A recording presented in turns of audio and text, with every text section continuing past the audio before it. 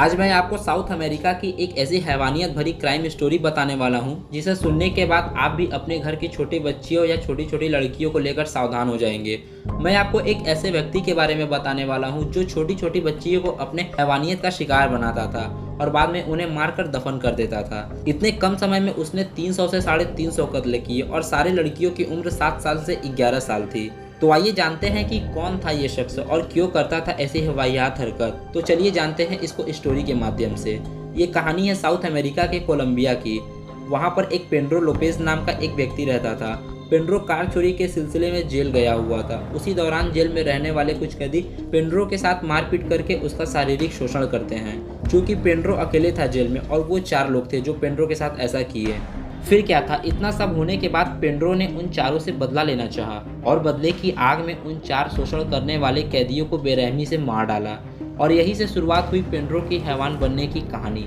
जब Pedro jail से बाहर आया तो इसने वो करना शुरू किया जिसकी कल्पना से भी लोगों को डर लगने लगा, लेकिन वो खुद को सेल्समैन बताता था। ये बाहर आते ही अमेरिका के कोलंबिया के अलग अलग हिस्सों में घूमने लगा। ये हैवान उन बच्चियों को अपना निशाना बनाता था जो बेहद मासूम थी। उन्हें चॉकलेट और दूसरी चीज़ों के खाने का लालच देता, फिर उन्हें सुनसान जगहों पर ले जाता और बच्चियों के साथ अपनी हवस मिटाता, फिर उनका कत्ल कर देता।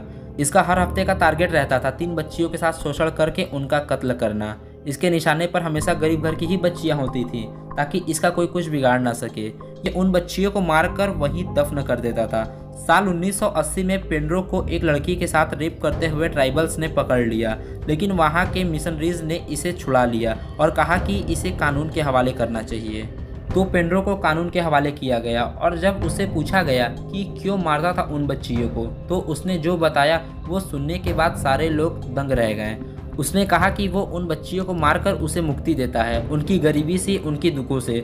और उसने ये भी बताया कि वो अब तक 300 से ज़्यादा बच्चियों के साथ रेप करके उनका मर्डर करके ज़मीन में गाड़ दिया। साथ ही बताया कि उसमें सबसे ज़्यादा कम उम्र की बच्चियाँ थीं। पुलिस भी समझ चुकी थी कि इस हत्यारों को अपनी गलतियों पर तनिक भी पछतावा नहीं है। पेड्रो ने यह भी कहा कि वो बच्चियाँ पहले से ही शारीरिक रूप से मानव तस्करी का शिकार हो चुकी थी, इसलिए उनका रेप करके उन्हें मार देना उसे ये गलत नहीं लगा।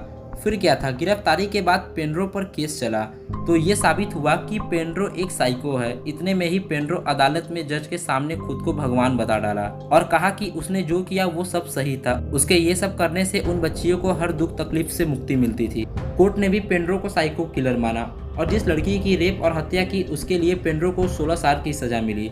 ऐसा इसलिए क्योंकि कोलंबिया में मर्डर के लिए सबसे ज़्यादा सज़ा 16 साल की ही होती है। इसी दौरान 16 साल की सज़ा काटने के बाद पेड्रो 1998 में बाहर आता है और सालों तक इसका पता नहीं चलता है। लेकिन साल 2002 में एक मर्डर हुआ कोलंबिया में, उसी पेड्रो का नाम आ रहा था। जब पुलिस ने पकड़ना चाहा तो वो गिरफ्त में नहीं आया। पुलिस ने काफ़ी तलाश की पर इसका कोई अता पता नहीं चला, आज तक लापता है।